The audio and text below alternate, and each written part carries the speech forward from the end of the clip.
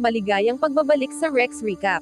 Sa video na ito, ibabahagi ko sa inyo ang action and thriller movie na pinamagatang Half Past Dead na ipinalabas noong 2002. Sa simula ng pelikula, ipinakilala tayo kay Sonny, isang kilalang pinuno ng sindikato. Isa siyang malaking personalidad sa ilalim ng mundo ng krimen. Isang araw, kasama ang kanyang grupo, bumisita siya sa isang lalaking nagngangalang Sasha. Ipinahayag ni Sasha ang interes niyang sumali sa grupo ni Sonny. Lumalabas na may koneksyon na siya sa grupo, matagal na siyang kaibigan ni Nicholas, isa sa pinagkakatiwalaang miyembro ni Sonny, sa loob ng 2 taon. Ipinagtanggol ni Nicholas si Sasha, naniniwala siyang magiging mahalagang karagdagan ito sa kanilang grupo.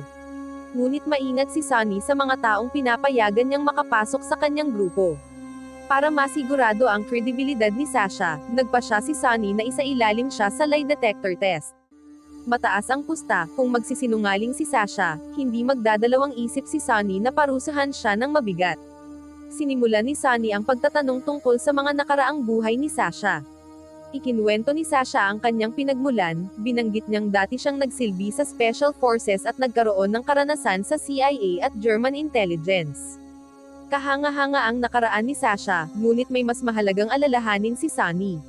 Matagal na siyang sinusubaybayan ng FBI. Kailangang malaman niya kung saan talaga nakataya ang katapatan ni Sasha. Diretsahang tinanong ni Sonny si Sasha kung kasalukuyan ba siyang nagtatrabaho sa FBI. Buong kumpiyansa namang sinabi ni Sasha na bagamat nakipagtulungan siya sa FBI noon, hindi na siya konektado sa kanila ngayon.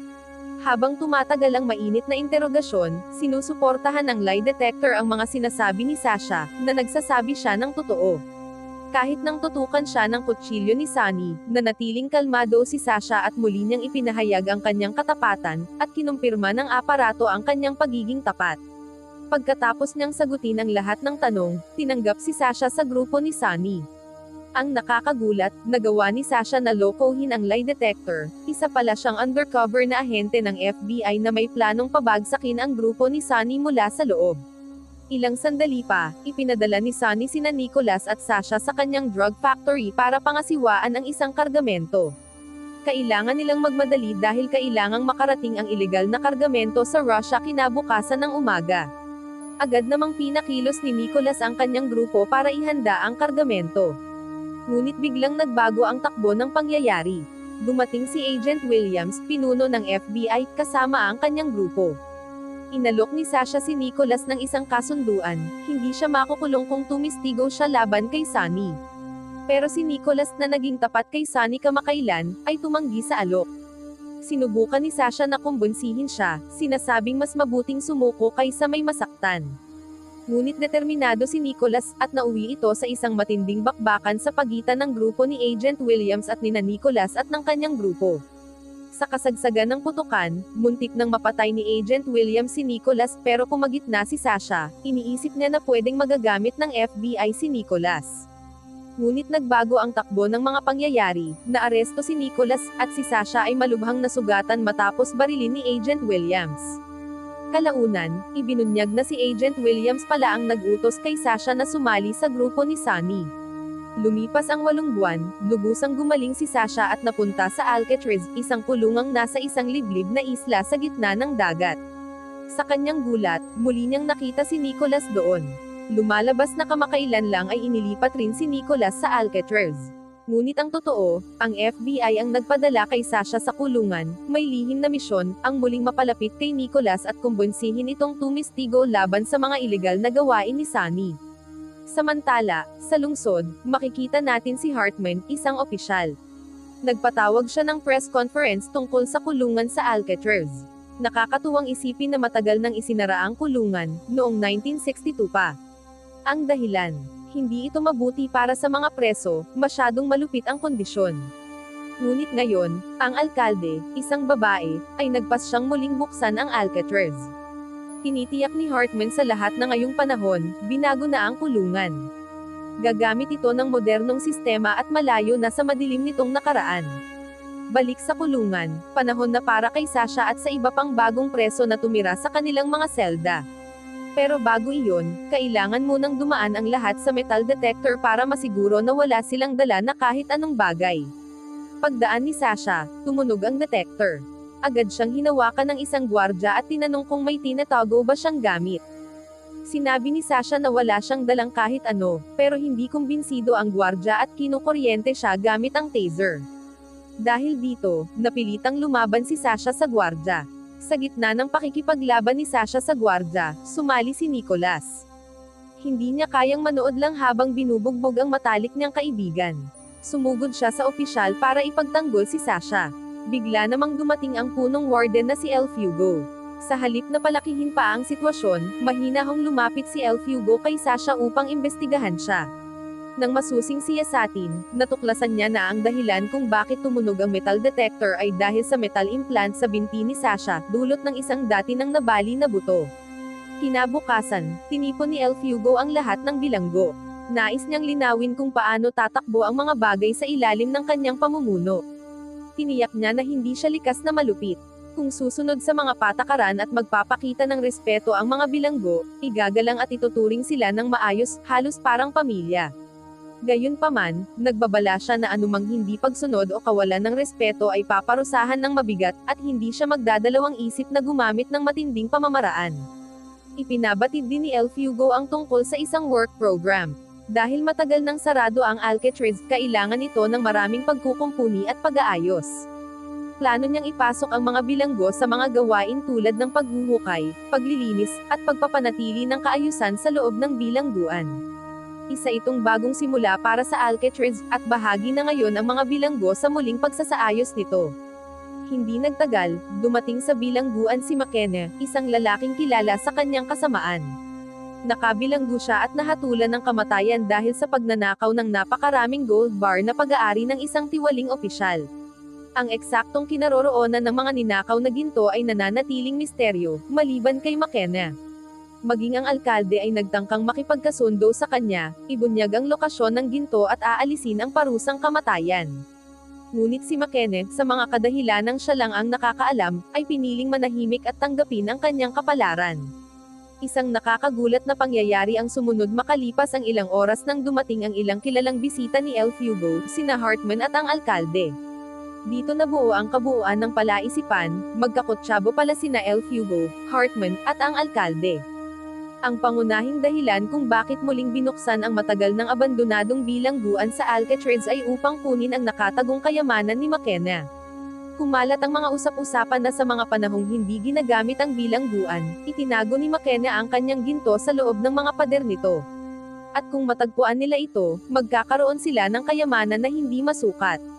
Ang revelasyong ito ay nagbigay liwanag din kung bakit pinapahukay at pinapagtatrabaho ni El Fugo ang mga bilanggo sa loob ng bilangguan. Umaasa siyang hindi sinasadyang matutuklasan ng mga ito ang tagong kayamanan.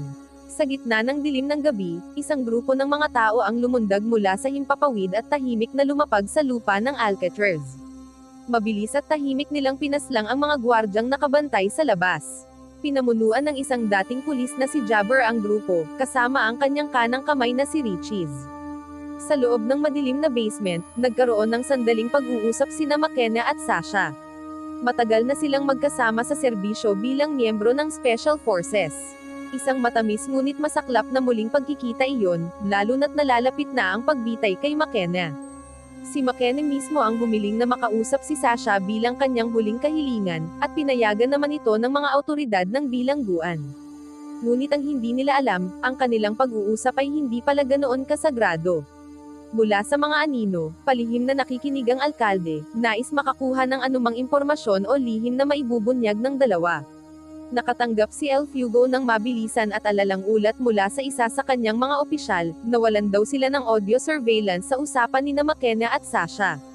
Inakala ni El Fugo na ito ay sanhi ng aberya sa panahon.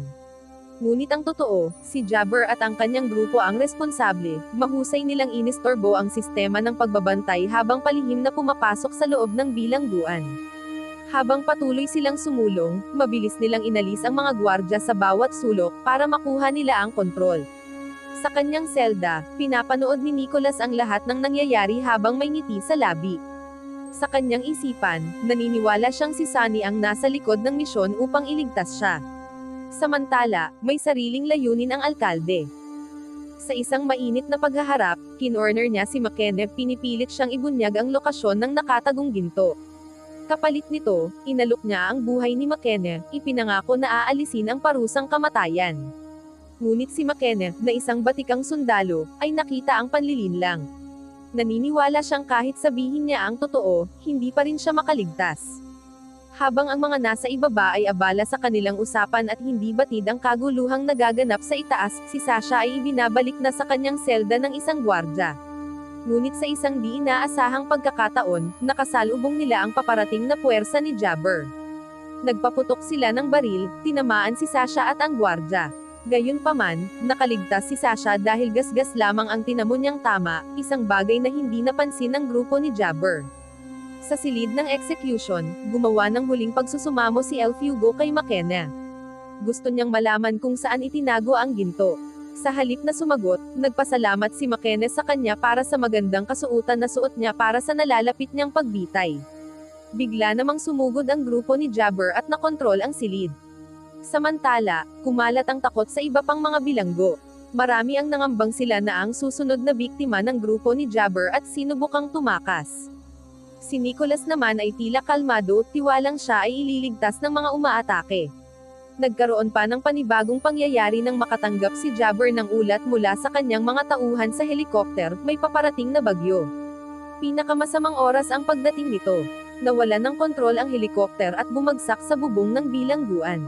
Dahil sa matinding pangangailangan, inutusan ni Jabber si Riches at ilang tauhan upang siguruhin ang itaas na palapag ng bilangguan. Habang lumalala ang sitwasyon, nawalan ng pasensya si Jabber sa pananahimik ni McKenna. Upang makuha ang kasagutan, gumawa siya ng marahas na hakbang. Itinutok niya ang kanyang baril sa isang pari, isang inosenteng tao, at walang pag-aalinlangang pinaputok ito. Ang putok ng baril at ang biglaang pagbagsak ng pari ay nagdulot ng pagkabigla sa silid. Bumibigat ang pakiramdam ni McKenna. Dala ng matinding konsensya, naramdaman niyang ang kanyang pananahimik ang naging dahilan ng pagkamatay ng pari. Samantala, sa milya-milyang layo sa punong tanggapan ng FBI, isang malaking balita ang sumabog. Iniulat ng Coast Guard ang isang helicopter crash sa tuktok ng Alcatraz. Agad na nakaramdam si Agent Williams ng matinding pag-aalala. Sa gitna ng kaguluhang nagaganap sa Alcatraz, naroon si Sasha, isa sa kanyang mga tao na nagtatrabaho bilang undercover. Sa bilangguan, nagpapatuloy ang mainit na paghaharap sa pagitan ni Sasha, Nicholas, at Riches. Ang pamilyar na tunog ng panganib at pagtataksil ay bumabalot sa paligid. Nang biglang maunawaan ni Nicholas na ang mga ito ay hindi bahagi ng grupo ni Sonny, nagbago ang ihip ng hangin. Ang tiwalang ibinigay niya kay Jabber at sa kanyang grupo ay bigla ang nawasak, pinalitan ng isang protektibo at defensibong posisyon para kay Sasha, ang kanyang matagal ng kasama. Sa gitna ng gulo at putukan, ang mabilis na pag-iisip at pagsasanay ni Sasha ang nagbigay sa kanila ng bahagyang kalamangan. Nang umatras si Riches, pansamantalang nakuha ng dalawa ang kontrol. Ngunit malayo pa ang panganib, kailangan nila ng plano, at kailangang mabilis. Ang mga pasilyo ng bilangguan ay umalangaw-ngaw sa sigaw at yabag ng mga tauhan ni Jabber, at bawat segundo ay mahalaga. Sa FBI headquarters, naging totoo ang mga takot ni Agent Williams nang marinig ang boses ni Jabber sa telepono, malinaw at walang alinlangan ang mga pagbabanta. Ang dating iniwang bilangguan ay naging isang mapanganib na lugar ng labanan, at bawat tao sa loob ay posibleng maging biktima sa isang mataas na pusta na laro ng kasakiman, panlilinlang, at pakikipagsapalaran. Si Agent Williams, na may matibay na determinasyon sa kanyang mga mata, ay nagsimulang ilunsad ang kanyang koponan. Kailangan nilang kumilos ng mabilis at matibay upang mabawi ang kontrol sa Alcatraz at masiguro ang kaligtasan ng lahat ng naruroon. Sa kabilang dako, natagpuan ni Nicholas at ng grupo ng mga preso ang isang RPG na ginamit nila upang buksan ang silid kung saan doon nakatago ang mga baril. Pagkapasok nila, nilagyan nila ang kanilang mga sarili ng mga armas. Kasabay nito, nagdesisyon si Jabber na palakihin pa ang sitwasyon sa pamamagitan ng pagtali sa alkalde sa isang upuan. Nakipag-ugnayan siya sa FBI, nagbabanta na alisin ng alkalde kung hindi sila susunod sa kanilang kahilingan na bigyan sila ng helicopter. Di nagtagal, iniulat ni Riches kay Jabber ang balita na may isang preso sa itaas na napakagaling sa pakikipaglaban, tila may karanasan sa Special Forces. Nagtanong si Jabber kung alam ni El Fugo ang tungkol sa ganitong bilanggo, pero wala siyang impormasyon. Sa isang biglang pangyayari, sinubukang kunin ng bodyguard ng mayor ang kontrol sa pamamagitan ng pagdukot sa dalawa sa grupo ni Jabber bilang mga bihag. Ngunit binaril ni Jabber ang dalawa, na ikinagulat ng mga bodyguard. Ngunit sa sorpresa ng lahat, may suot palang bulletproof vest ang dalawang lalaki at agad na bumangon, pinatay ang mga bodyguard. Nilapitan ni Jabber si Hartman. Lumalabas na sinabi ni Hartman sa grupo ni Jabber ang tungkol sa ginto. Habang nangyayari ito, naglunsad sina Sasha at ang mga bilanggo ng isang sorpresa na pag-atake sa silid ng pagbitay.